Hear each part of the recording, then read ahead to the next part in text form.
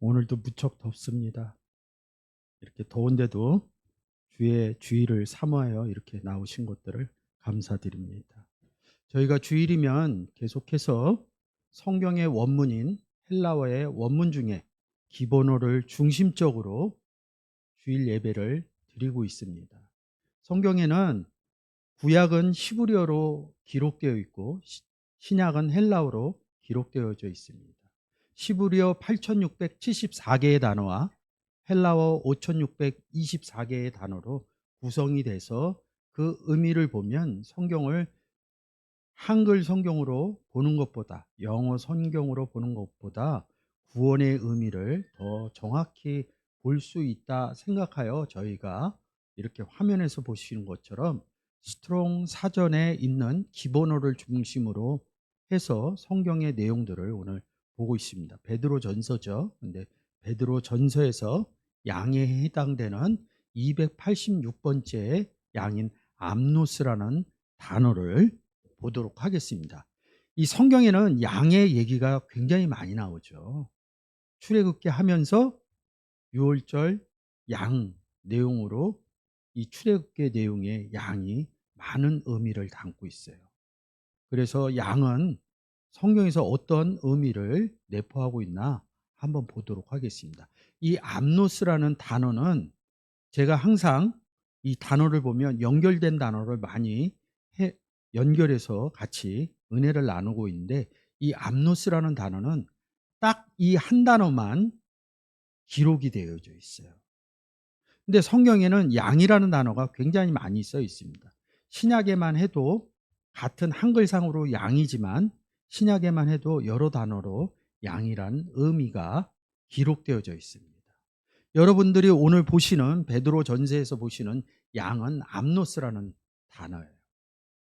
근데 지금 제가 색깔별로 노란색 그리고 그 다음에 초록색 이렇게 해놨죠.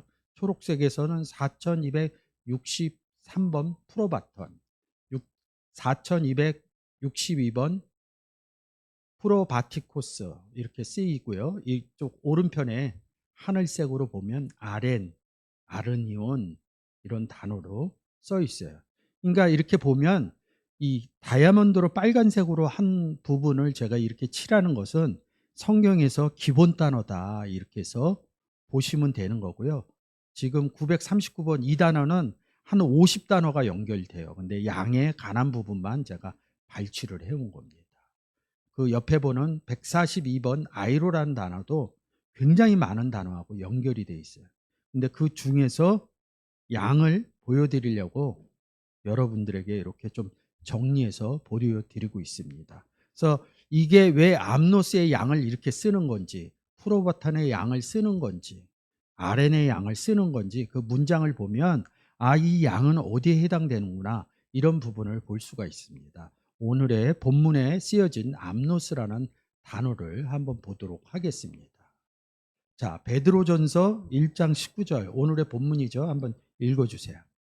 오직 흠없고 점없는 어린 양 같은 그리스도의 보배로운 피로 한 것이니라. 사도행전 8장 32절도 부탁드립니다. 읽는 성경 기절은 이것이니 일러스되 저가 사지러 가는 양과 같이 끌려없고 털 깎는 자 앞에 있는 어린 양의 잠잠함과 같이 그 입을 열지 아니하였도다.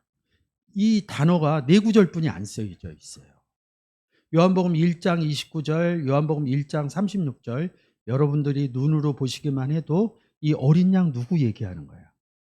예수님 얘기하는 거죠. 이 암노스라는 단어를 쓸 때는 예수님을 지칭하고 있습니다. 그래서 더 이상 연결을 안 시켰어요. 근데 다른 단어에서는 또 달라지는 거죠. 그래서 지금 보시는 것처럼 그 다음에 나오는 단어가 142번 아이로라는 단어에서 나오는 단어입니다. 아렌이라는 단어인데 이 아렌이나 아르니온이란 단어는 우리를 갖다가 어린 양이라고 그럽니다. 고 생각할 수도 있지만 이 단어도 어린 양이신 예수 그리스도를 얘기하고 있는 겁니다. 우리도 어린 양이라고 그러죠. 근데 이 본문을 보면 아렌이나 아르니온도 암노스라는 단어처럼 예수 그리스도를 말씀하고 계십니다. 누가복음 10장 30절입니다. 갈지어다 내가 너희를 보냄이 어린 양을 이리 가운데로 보냄과 같도다. 이 세상적인 의미로 하면 이리 가운데로 어린 양 보내면 잡아먹혀요. 근데 왜 지금 제가 RN을 예수 그리스도라고 그래? 왜 보낸다는 거야? 구원하고 관계가 있는 거죠. 그러면 이리 가운데 있다는 것은 뭐예요? 성경적으로 구원 얻지 못한 상태가 이리 가운데이기 때문에 어린 양을 보낸다. 이 의미로 받아들이셔야죠. 어린 양이 가면 이리 가운데 가면 죽는데, 이런 의미로 생각하시면 안 됩니다. 그래서 이 RN이라는 단어에서 다시 한번 아르니온이라는 단어가 파생되어져 나옵니다. 그래서 지금 보시는 것처럼 여기에 보면 704번 RN의 지소용 이렇게 기록해 놓으신 겁니다. 계시록 5장 12절. 큰 음성으로 가로되 죽임을 당하신 어린 양이 능력과 부와 지혜와 힘과 존귀와 영광과 찬송을 받으시기에 합당하도다 하더라. 십자가에서 죽음 당한 의미를 얘기하는 거죠. 누가요? 어린 예수님. 양이신 예수 그리스도가. 그래서 이 아렌이나 아르니온이라는 단어가 예수 그리스도를 지칭하고 있다는 거죠. 근데 아까 보신 것처럼 지금 보시면 지금 아렌, 아르니온 이렇게 보시고 계시죠. 아렌, 아르니온. 근데 이 지금 화살표가 이렇게 올라간 단어가 뭐냐면 아르센 남자라는 의미가 숨겨져 있습니다. 이렇게 생각하시면 돼요. 남자인데 뭐예요? 우리는 예수 그리스도를 영접하면 정결한 처녀, 신부, 아내 이렇게 얘기하잖아요. 그 예수 그리스도를 뭐라 그래요? 신랑. 에? 이렇게 얘기하잖아요. 남편. 그러면 신랑, 남편 그러면 어떤 의미예요? 남자의 남자. 의미라고. 그래서 아렌이나 아르니온이 예수 그리스도를 지칭한다. 근데 이 아리센이라는 단어가 아이로라는 단어에서 파생이 됩니다. 그러니까 왜 그러면 이 남자가 왜 아이로에서 나왔느냐? 이 아이로라는 단어를 보시면 제가 이렇게 순차적으로 설명드린 것들이 이해가 됩니다. 자, 보세요. 이 남자, 아르센 이렇게 얘기합니다. 이 남자가 철장을 깨트리고 이렇게 됩니다. 자, 보세요. 근데 이 단어가 아이로라는 단어에서 온다는 거죠. 이 단어가 아르니온이 전해지면 뭐예요? 구원 얻기도 하지만 누구에게 전해진 거예요? 예수 그리스도가 없는 사람들에게 전해지는 거죠. 예수 그리스도가 없는 사람들은 성경에서 뭐라고 그래요? 죄인이라고 그러죠. 요한일서 3장 5절입니다.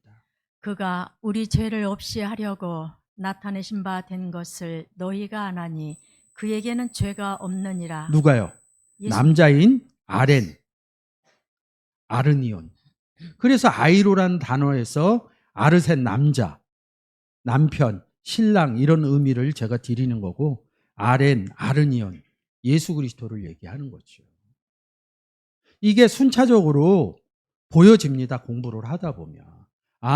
암노스나 아렌이나 아르니온은 예수 그리스도를 지칭하는구나. 근데 예수 그리스도를 영접한 우리들을 또 뭐라 그래요? 그의 양이라고 그런다. 근데 그의 양, 우리가 양이다 이렇게 얘기할 때 암노스, 아렌, 아르니온 이런 단어를 쓰지를 않아요. 아까 보신 것처럼 프로바이노, 프로바톤 이렇게 씁니다. 그 내용을 읽으면 우리를 얘기할 때는 프로바톤을 쓰는구나. 이런 부분들이 정리가 되는 거죠. 근데 뭐 그렇게 뭘 성경을 그렇게까지 알아야 되느냐. 세상 그렇게 알지 않아도 돼요. 그냥 아침에 일어나서 밥 먹고 이렇게. 근데 왜 학자들이 삶 사는 것도 다 정리를 해놓고 그래요? 좀 더 나은 삶을 위해서. 우리가 이렇게 원어적인 의미로 이렇게 보는 것은 뭐예요? 좀 더 성경의 구속사적인 구원의 일들을 확정하고 성경의 내용에 맞게 그런 것들이 깨달아지고 그 삶 가운데서 이 땅을 살아가기 위해서 이런 원어적인 의미로 본다는 거죠. 그런 것들이 이루어지면 삶에 이끌리지 않아요. 삶의 고난이 와도 그런 부분들을 성경의 내용으로 다 정리를 해냅니다. 그리고 무엇이 이 땅에서 우리가 살아가는 것이 무엇이 중요한가 선택을 하게 됩니다. 그냥 이 땅을 사는 것은 그냥 부수적으로 사는 거구나. 이런 의미까지 주어지고 우리가 이 땅에서 살아가는 그런 의미도 이 성경의 내용으로 깨달아지다 보면 그 의미가 이 삶의 의미들이 달라진다는 거죠. 지금 암노스나 아렌이나 아르니오는 예수 그리스도를 얘기하고 있습니다. 지금 보시는 이 프로바톤이라는 단어는 우리를 지칭하고 있어요. 요한복음 10장 30절입니다. 그러므로 예수께서 다시 이르시되 내가 진실로 진실로 너희에게 말하노니 나는 양의 문이라. 너희 양의 문이다 이렇게 얘기하는 겁니다. 마태복음 9장 36절입니다. 무리를 보시고 민망히 여기시니 이는 저희가 목자 없는 양과 같이 고생하며 유리함이라. 이 무리가 누구예요? 구원 얻지 못한 사람들을 민망히 여기시고 이는 목자인 누구예요? 예수 그리스도가 없는 양이다 이렇게 얘기하는 거예요. 그러니까 구원 얻지 못한 사람들을 우리가 목자 없는 양이다 이렇게 표현할 수 있겠죠. 그것을 구원 얻지 못한 상태를 고생하며 유리합니다. 근데 예수 그리스도를 믿는데 이 삶 가운데 고생도 하고 막 방황도 해요. 그거는 삶의 논법이에요. 성경에서 얘기하는 논법은 철저하게 구원의 논법으로 얘기를 합니다. 근데 구원 얻었는데 삶 가운데서 고생하고 유리해요. 그러면 이런 성경이 맞지를 않아요. 자기가 스스로 성경의 내용을 모르니까 분간을 못 해내는 겁니다. 시브리서 13장 20절입니다. 양의 큰 목자이신 우리 주 예수를 영원한 언약의 피로 죽은 자 가운데서 이끌어내신 평강의 하나님이 양의 목자이신 큰 목자이신 예수 그리스도 우리 안에 계시죠. 양인 우리 안에 큰 목자이신 예수 그리스도가 있다. 이런 얘기를 하는 겁니다. 베드로전서 2장 25절은 마태복음 9장 36절과 같은 의미죠. 너희가 전에는 양과 같이 길을 잃었더니 이제는 너희 영혼의 목자와 감독 되신 이에게 돌아왔느니라. 자, 9장 36절에서는 목자만 썼는데 베드로전서 2장 목자와 25절에서 감독. 목자와 감독이신 이에게 돌아왔다. 어디 갔다 돌아왔다 이런 의미로 보시면 안 돼요. 한글적인 의미로 돌아왔다. 이 의미로 그럼 뭐 예수 그리스도 안에 있다가 밖에 나갔다가 다시 돌아왔다. 구원은 딱 한 번만 이루어집니다. 구원 얻은 의미를 돌아왔다. 제자리로 돌아왔다. 이 의미로 받아들여야 됩니다. 삶에 우리가 쓰는 언어로 어디를 갔다 돌아왔다 이런 의미로 보시면 안 돼요. 아주 성경을 보면 이 문장들이 아주 간결하게 됩니다. 그러니까 그렇게 얘기하는 거예요. 돌아온 게 아니라 구원 얻었다 이런 표현을 제가 쓰는 것입니다. 근데 뭐예요? 그 내용이 너희가 전에는 이 전이라는 뜻이 뭐예요? 성경에서는 전과 후를 씁니다. 저 뭘 중심적으로? 구원을 그렇죠. 구원을 얻기 전에는 이 의미가 너희가 구원을 얻기 전에는 양과 같이 길을 잃었다는 건 뭐예요? 9장 36절에 목자가 없었다. 근데 뭐야? 이제는 이후에는 뭐예요? 구원받은 후. 그렇죠. 구원받은 후에는 영혼의 목자와 감독 되시냐 함께 있다 이런 의미를 돌아왔느니라 이렇게 쓰여진 거죠. 근데 이 프로바톤이 우리를 얘기하는데 이 단어가 굉장히 좀 재미있어요. 이 프로바톤이 4263번인데 4260번 프로바이노에서 왔다는 거예요. 제가 이 원문 공부할 때 이 단어를 참 제일 처음에 신기하게 봤어요. 이게 어떻게 성경을 이렇게 단어를 이렇게 연결돼서 써놨을까 했던 단어가 프로바톤, 프로바이노라는 단어입니다. 이 프로바이노라는 단어가 마태복음 4장 21절, 마가복음 1장 19절. 거기서 더 가시다가 다른 두 형제 곧 세베대의 아들 야고보와 그 형제 요한이 그 부친 세베대와 한 가지로 배에서 금을 깁는 것을 보시고 부르시니 조금 더 가시다가 세베대의 아들 야고보와 그 형제 요한을 보시니 저희도 배에 있어 그물을 깁는데 다 이 내용이 뭐예요? 갈릴리 바닷가에서 제자 만나는 얘기 아니에요. 근데 조금 전에 제가 이 양이 누구라고 그랬어요? 이 바다에 있었던 베드로와 요한이 목자 없는 양이었다는 거지.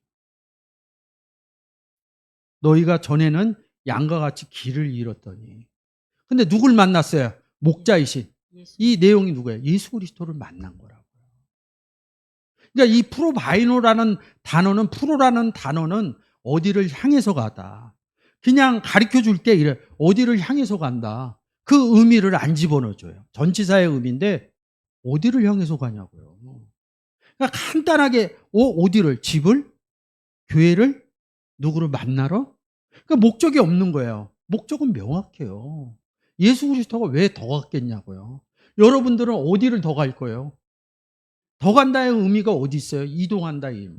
복음 전하러 간다. 이 의미가 명확하게 동사의 의미에 복음 전하러 간다 이 의미만 들어가면 이 전치사도 그냥 풀린다는 거죠. 그래서 문장에서 보는 거예요. 더 가시다가 더 갔어요. 뭐 했어요? 너를 뭐라고 그래요? 사람 낚는 어부가 되게 하리라. 낚기 전에 사람 낚는 어부가 되기 전에 뭐가 돼야 돼요? 예수 그리스도를 쫓아가야 돼요. 예수 그리스도를 영접하고 나서 사람 낚는 어부가 되는 거예요. 그러니까 예수 그리스도가 더 왜 갔냐고요? 복음 전하러. 왜 예수 그리스도가 이 동네에서 안 벌면 먼지를 털고 왜 옆 동네로 가요? 그냥 옆 동네 갔다 이렇게 생각해요. 간단해요. 이 동네에서 안 받으니까 저 동네로 가서 복음 전했다 이런 거예요. 그리고 성경에 전치사 중에 건너편이라는 단어가 건너편으로 갔다. 호수 건너편으로. 그러니까 어느 도시에서 어느 도시로 갔다 그래요. 도시의 의미를 풀어요. 간단해요. 왜 갔냐고. 더 가시다가 복음 전하러 갔다. 이 간단한 의미가 지금 제가 쉽게 얘기하는데 제가 말씀드려도 안 들어갑니다. 성경에서 성경의 내용이 꽉 차야 간결하게 나옵니다. 그래서 이미지 전달도 잘 되고 그럽니다. 그래서 더 가시다가 뭐예요? 야고보와 그 형제 요한. 그 앞에서는 누구 만났어요? 베드로와 베드로 형제 만나는 거죠. 그래서 그들이 예수를 쫓는 앞에서 보는 뭐예요? 프로바톤 양이 됐다는 거죠. 그래서 그 앞에 프로바이노라는 단어를 썼다는 거죠. 제가 이 바시스라는 단어에서 굉장히 많이 연결이 됐어요. 이 단어가. 준비는 안 했는데 너무 헷갈릴까 봐. 이거는 딱 한 구절만 써 있어요. 몸이라는 구절에 발 쓰거나 손 쓰거나 얼굴 쓰거나 뭐 팔 쓰거나 다 몸에 관한 얘기입니다. 몸을 가지고 왔다. 왜? 왜 발을 몸을 줬다는 거였거든요. 고린도전서 6장 19절에선 우리는 예수 그리스도를 받았다 이런 의미로 되어져 있는데 너희가 하나님께로부터 몸 받은 바 이렇게 얘기합니다. 그래서 우리가 뭐예요? 예수 그리스도와 함께 한 몸 되었다. 그러니까 몸이 되었다 이런 게 아니라 구원 얻었다 이 구원의 의미로 자꾸 돌려서 가지 않으면 전체적인 의미가 보여지지 않고 성경의 논법대로 설명해내기가 쉽지가 않다고 생각이 됩니다. 그래서 제가 공부할 때 이 단어가 정말 저한테는 은혜를 많이 끼쳤습니다. 아, 더 가야 양을 만들어낼 수 있구나. 그러니까 더 간다는 의미는 뭐예요? 복음 전한다는 의미겠죠. 누구의 몸을 갖고 누구의 발을 갖고 예수 그리스도의 몸인 발을 가지고 우리가 복음 전하려면 걸어서 발로 걸어서 가야 되잖아요. 누구와 함께? 내 안에 있는 하나님과 예수 그리스도와 함께. 이런 의미들이 양의 의미라는 거죠. 그래서 오늘 얘기한 것처럼 286번 암노스 양은 예수 그리스도를 얘기하는 것이고 그리고 704번, 721번 아르니온도 예수 그리스도를 얘기하는 것이고 지금 보시는 프로바톤 예수 그리스도를 영접한 사람을 그리스도의 양인 우리를 얘기하는 것입니다. 이런 부분을 잘 아시면 또 성경이 재밌겠죠. 그러면 여러분들이 성경으로 읽을 때 이 양 의미가 나오는데 아 요 양 얘기하는데 요건 예수님이야. 그러면 프로바톤이나 암노스를 얘기하는 것이고, 이걸 딱 읽었더니 한글적으로 읽었더니 뭐예요? 아, 이거는 구원 얻은 나를 양이라고 그러는구나. 그러면 아렌이나 아르니온이라는 단어를 쓴다는 것을 알 수 있겠죠. 그래서 오늘 이 시간 여러분들하고 암노스, 프로바톤, 아렌, 아르니온 이 단어에 대해서 여러분과 같이 알아보았습니다. 자, 한 번 더 읽어주시겠어요? 너희가 알거니와 너희 조상의 유전한 망령된 행실에서 구속된 것은 은이나 금같이 없어질 것으로 한 것이 아니요 오직 흠없고 점없는 어린 양 같은 그리스도의 보배로운 피로 한 것이니라. 아멘. 지게 없어질 것으로 너희가 알거냐? 너희 조상 유전한 망령된 행실에서 구속이 뭐예요? 구원 얻었다는 의미죠. 누구로 인해서? 흠없고 점없는 어린 양, 예수 그리스도죠. 예? 아까 보셨죠? 뭘 얘기하는지? 그리스도의 보배로운 피로 한 것이다. 자, 그래서 제가 이렇게 원문으로 했습니다. 구속이 뭐냐, 구속이.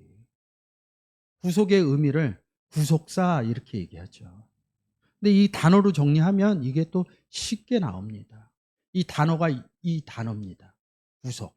지금 보신 것처럼 여러분들이 이렇게 보시면 한눈에 안 들어와요. 번호만 보시면 돼요. 아, 3084구나.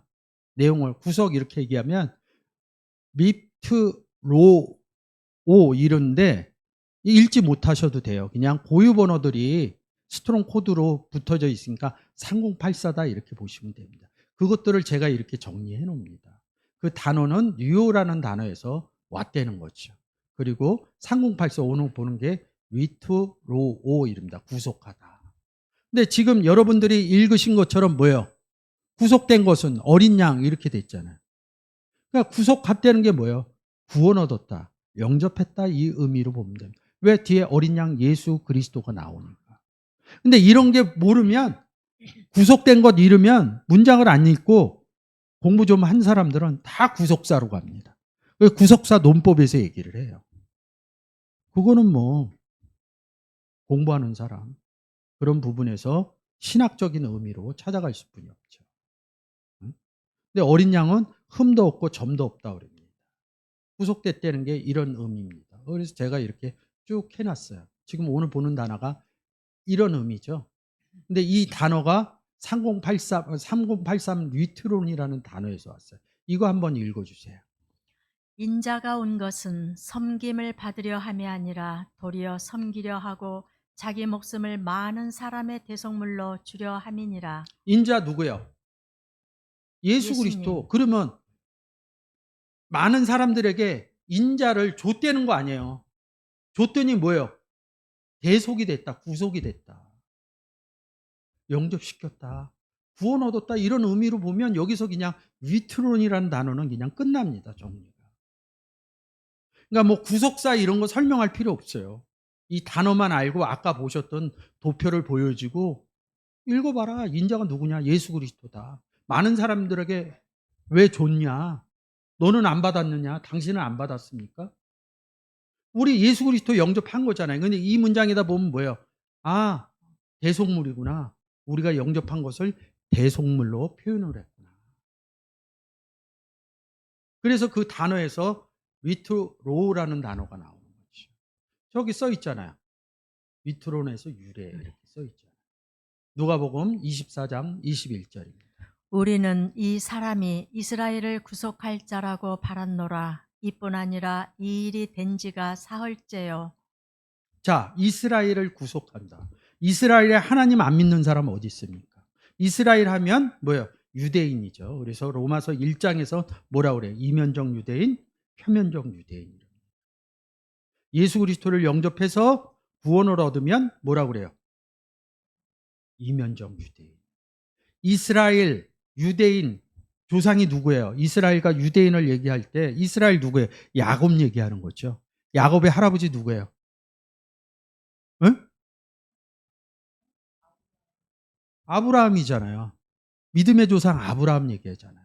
이스라엘 유대인 하면 조상이 아브라함이라고. 그래서 갈라디아서 3장에서 뭐라 그래? 아브라함 자손 얘기하면서 뭐래요? 자손은 오직 예수 그리스도다. 그리고 끝에 가서 뭐예요? 그리스도 안에 있으면 아브라함의 자손이다. 그리스도 안에 있으면 뭐예요?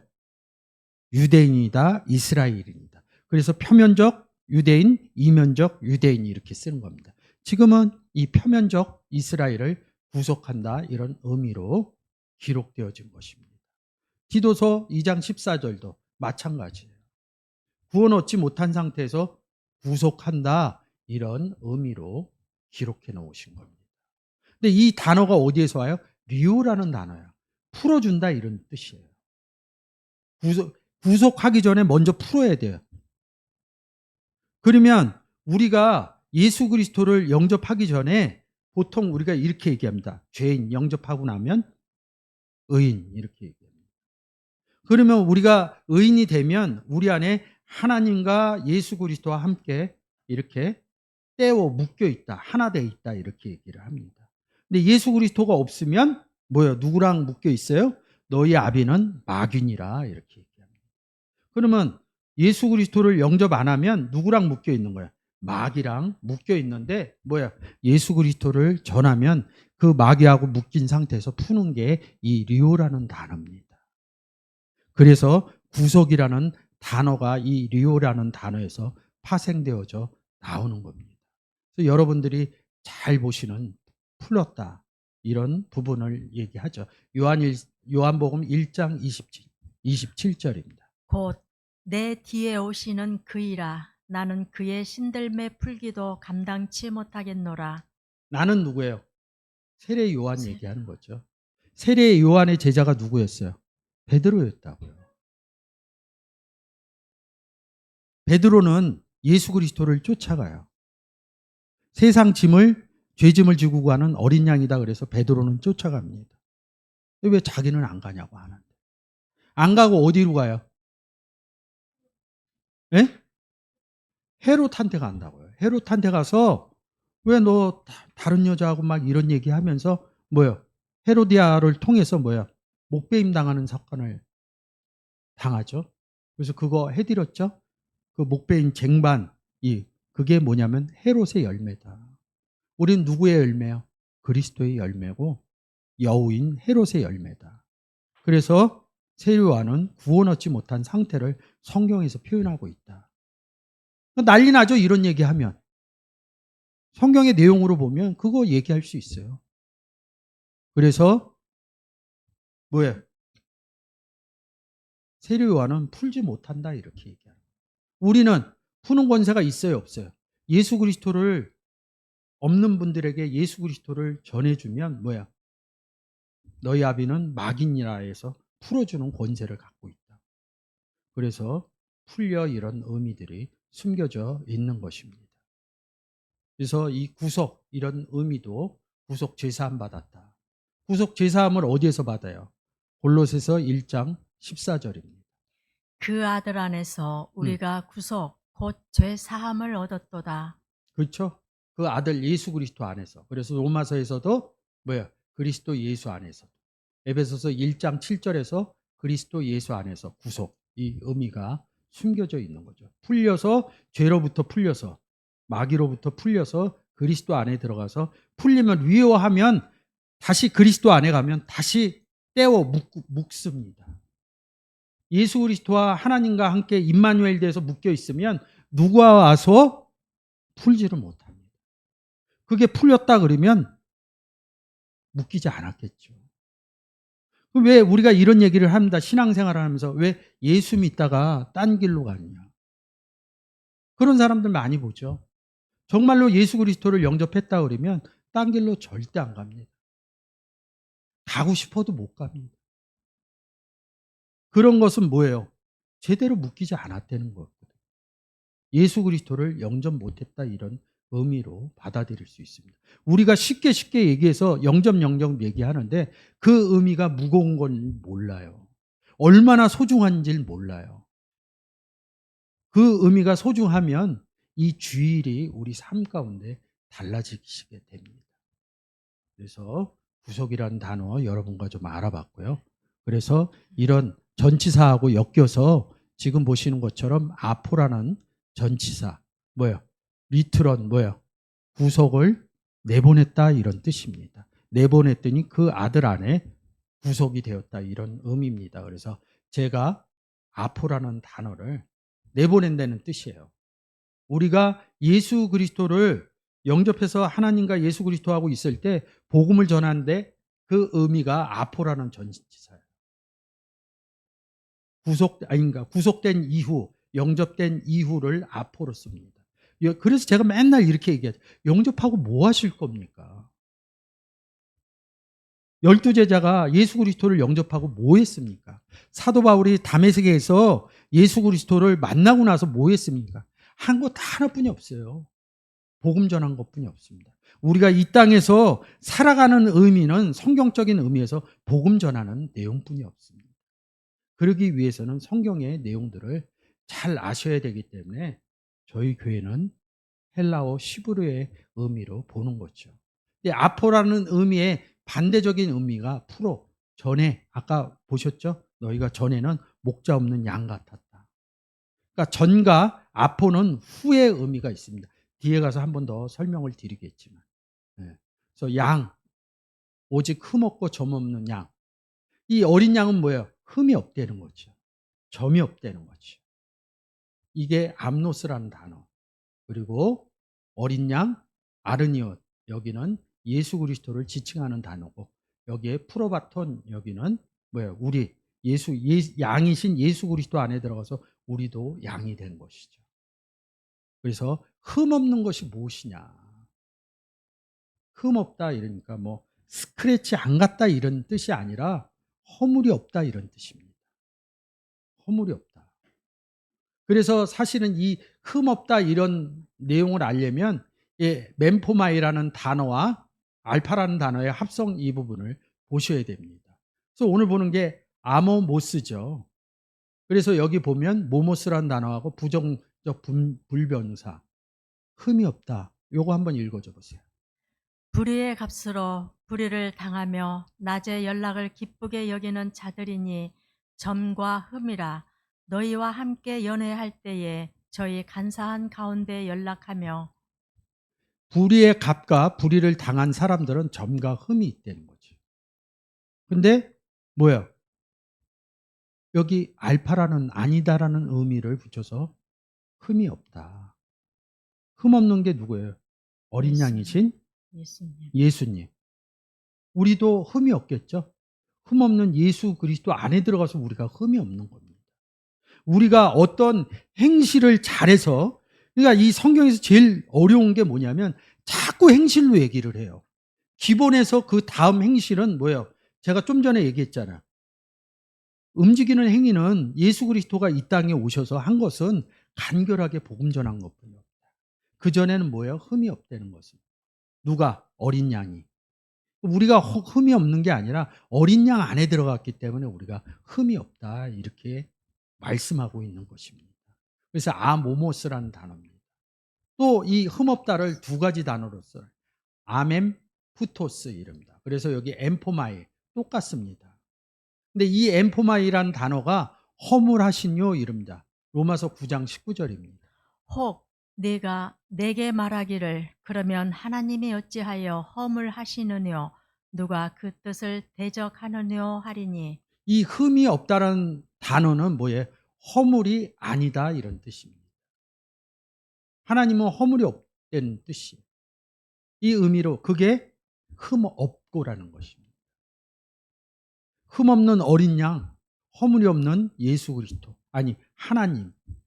근데 우리가 어디 안에 들어갔어요? 그리스도 안에, 하나님 안에. 그러니까 하나님 안에를 잘 못 써요. 근데 성경의 내용을 보면 하나님 안에라는 문장들이 있습니다. 그런 부분을 보면 왜 하나님 안에를 썼을까? 그리스도 안에는 누구나 다 이해를 합니다. 그러면 간단하죠. 우리가 잘 아시는 구절이죠. 아버지와 나는 하나다. 그리스도 안에 있는 것이 곧 하나님 안에, 아버지 안에 있는 것이다. 이런 의미로 자꾸 그 내용이 생각나시면서 성경의 내용들이 자연스럽게 받아들이는 거죠. 그래서 이 흠없다 이런 허물이 없다 이런 내용입니다. 그래서 이 흠없다 이런 내용을 흠이라는 단어를 알려면 멘포마이라는 단어를 아셔야지 이런 내용들이 알아지는 겁니다. 그 다음에 흠이 없고 점 없는 어린 양. 뭐 여기 얼굴에 점이요? 몽고 반점이요? 이런 의미 아니겠죠. 뭔지 모르지만 흠이 없고 점이 없다 그러면 점도 뭔가 안 좋겠죠. 그 내용상으로 보면. 근데 원어로 보면 이런 내용들이 잘 파생이 되어집니다. 이 단어는 뭐예요? 점이 없다 이런 단어는 아스필로스 이럽니다. 여기 또 아까와 같이 알파라는 단어와 합성이 됩니다. 근데 이 단어는 딱 세 단어로만 연결되어 있어요. 어디서요?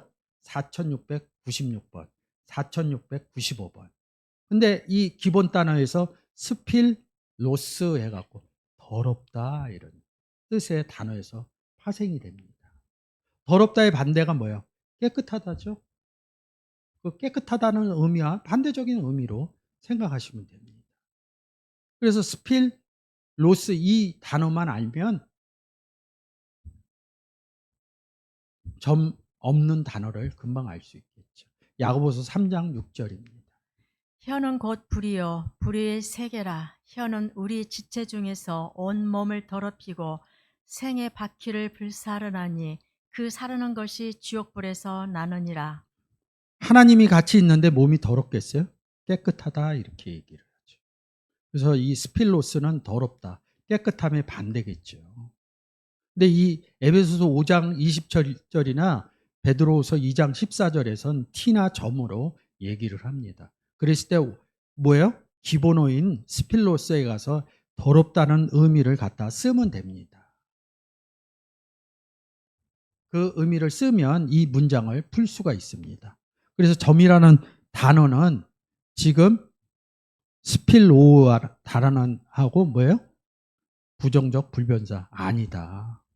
이 더럽다는 의미를 가져와야 됩니다. 그래서 여기 T라고 이렇게 했는데 4696에서 그 의미를 사실은 갖고 와야 됩니다. 그래서 더러운 거하고 반대가 뭐예요? 마태복음 5장 8절 읽어주세요. 마음이 청결한 자는 복이 있나니 저희가 하나님을 볼 것이며. 마태복음 5장에서 8복 얘기하죠. 복이 있다. 복이신 예수 그리스도가 있다. 이런 의미로 받아들이면 됩니다. 예수 그리스도가 있으면 하나님을 본다. 깨끗한 상태죠.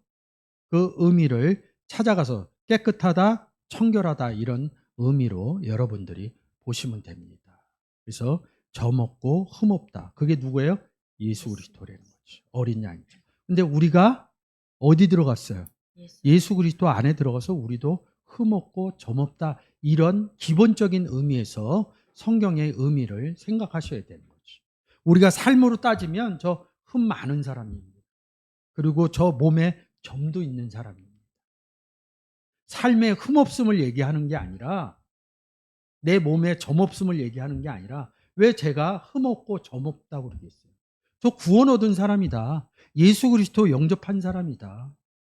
그래서 나는 이 삶 가운데 복음을 전하고 사는 흠없고 점 없는 사람이다.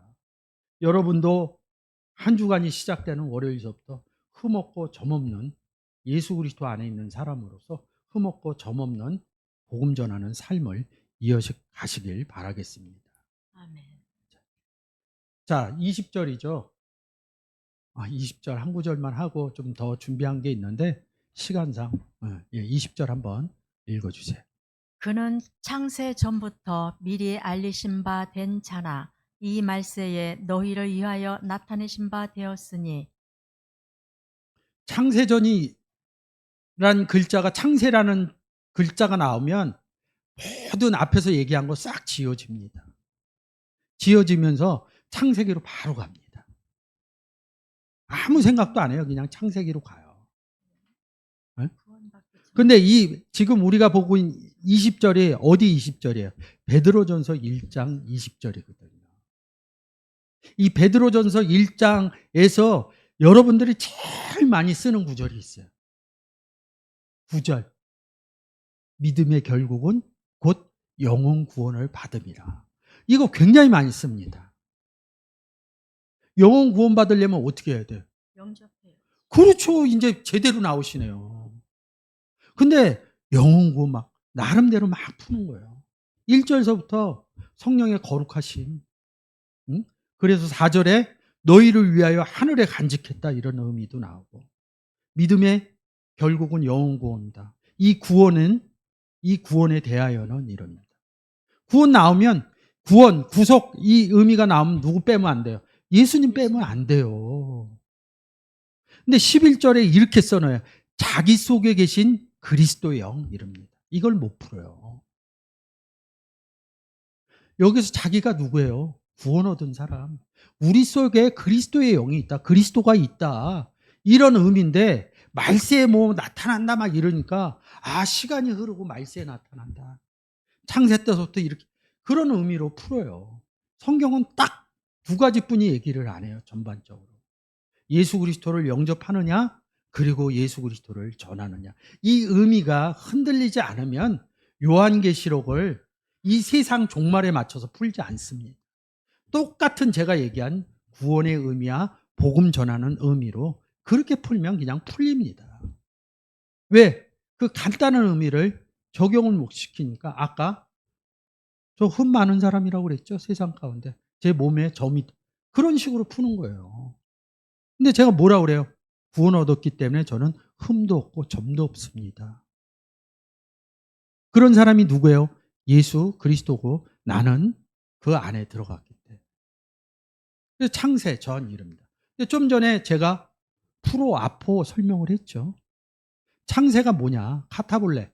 프로 카타볼레 코스모 이릅니다. 그리고 요 반대가 뭐예요? 프로의 반대가 아까 얘기한 아포 카타볼레 코스모 이릅니다. 그래서 카타볼레.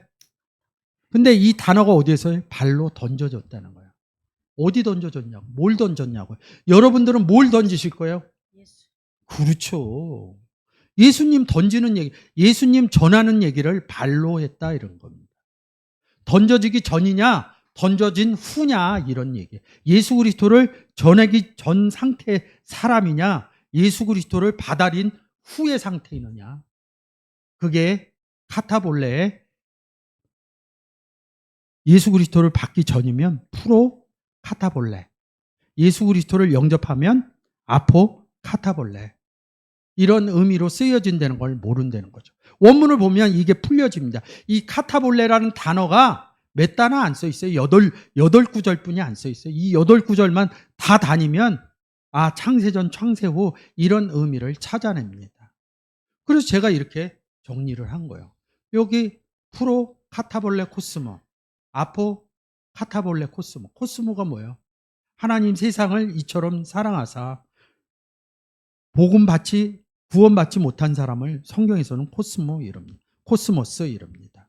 구원받기 전 아포 카타볼레 코스모 구원받은 사람 이런 의미로. 그래서 제가 이건 베레시트 바라 엘로힘 창세기 1장 1절을 써놨는데 여유가 되면 좀 더 설명하면 좋은데 지금 옆에 이렇게 써놓은 겁니다. 이 창조 시로부터 남자와 여자를 어떤 남자와 여자를 만들었냐 이거예요.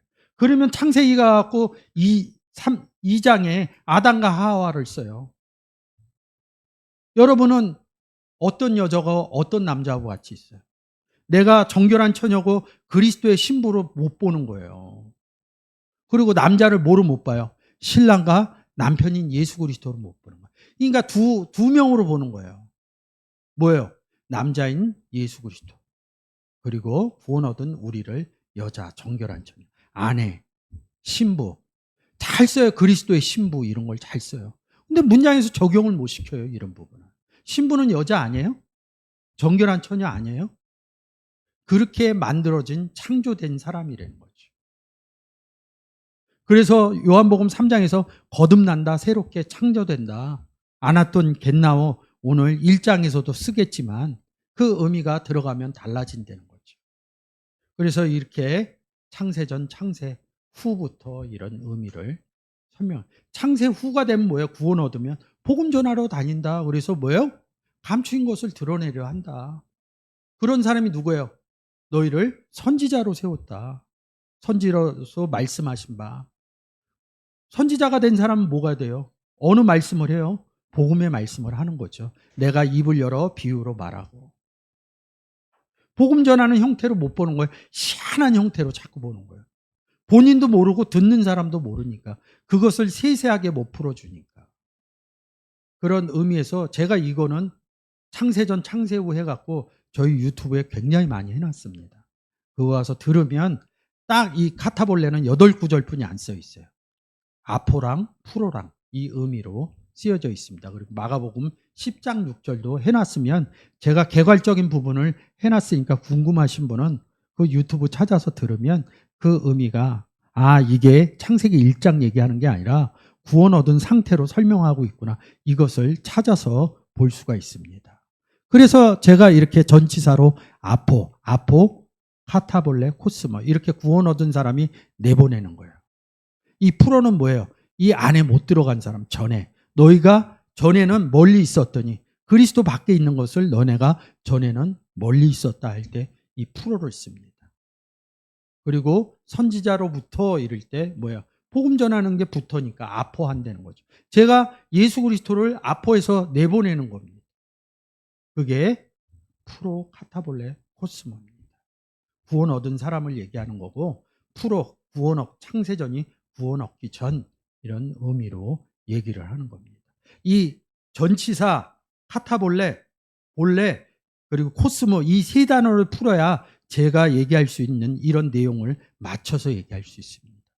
저도 이 원문 시브르 헬라어 원문을 입문할 때 다른 분이 가르쳐 줬어요. 그때 그분은 창세기 가서 가르쳐 저는 모르니까 그런 줄 알았어요. 근데 이렇게 단어 하나하나를 해석하다 보니까 창세기 1장의 내용을 얘기하는 게 아니구나. 우리의 구원의 상태, 우리가 구원 얻기 전 상태, 구원 얻고 나서의 상태를 성경에서 창세전, 창세후로 기록해 놓으신 것이구나. 이런 의미로 보여지는 것입니다. 그래서 여러분들이 이런 내용들을 제가 다 이렇게 써놓은 겁니다. 마가복음. 지금 뭐야? 프로 전에 너희가 창세전 사랑한다 이런 의미도 제가 해놨습니다. 마태복음 13장 35절이죠. 창세로부터 여기 프로 이게 잘못 썼네요. 비포로 썼네.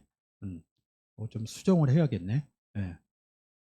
아포인데 아포 카타볼레 코스모를 썼어야 되는데 이걸 잘못 갖다 인용을 했네요. 예. 그래서 거듭난 말씀으로 되었다. 그러니까 뭐예요? 말씀을 자꾸 성경의 말씀을 열려고 그래요. 기본적인 데서 생각을 못 하는 거예요. 이 말씀이라는 단어가 로고스거든요. 신의 현현. 여기 뭐라고 써 있어요? 그리스도. 이랍니다. 23절 한번 읽어주세요.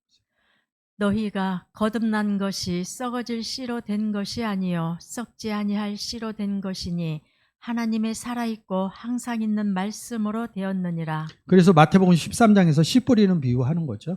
씨를 뿌린 게 아니라 말씀을 뿌린 겁니다. 그래서 이 내용을 뿌린 게 아니라 예수 그리스도를 뿌렸다는 의미입니다. 그러니까 여러분들이 이 내용을 보시고 그래서 제가 오늘 베드로전서 1장을 묵상하면서 아까 대표 기도 때 내가 거룩하니 너희도 거룩할지어다. 저도 이 구절만 썼어요. 근데 15절에 뭐라고 써있는데 왜 우리가 거룩해야 되는지 그 의미를 15절에 써놨습니다. 오직 너희를 부르신 거룩한 이처럼 누가 우리를 불렀어요? 하나님이 예수 그리스도가 우리를 그리스도 안으로 불렀다고요. 그래서 그 뒤에 뭐라고 썼냐면 너희도 모든 행실에 거룩한 자가 되라. 어떤 행실을 하냐고요? 돌이켜주는 행실을 하더라고요. 복음 전하는 행실을 해야 거룩한 자가 된다. 이런 의미로 써놨더라고요. 한 주간 여러분들이 점도 없고 흠도 없기 때문에 뭐예요? 하나님이 얘기하신 것처럼 하나님이 거룩하고 여러분도 거룩한 자가 됐습니다. 거기에 맞춰 한 주간 복음을 전하면서 뭐예요? 모든 행실에 거룩한 자가 되시기를 주의 이름으로 축원드립니다.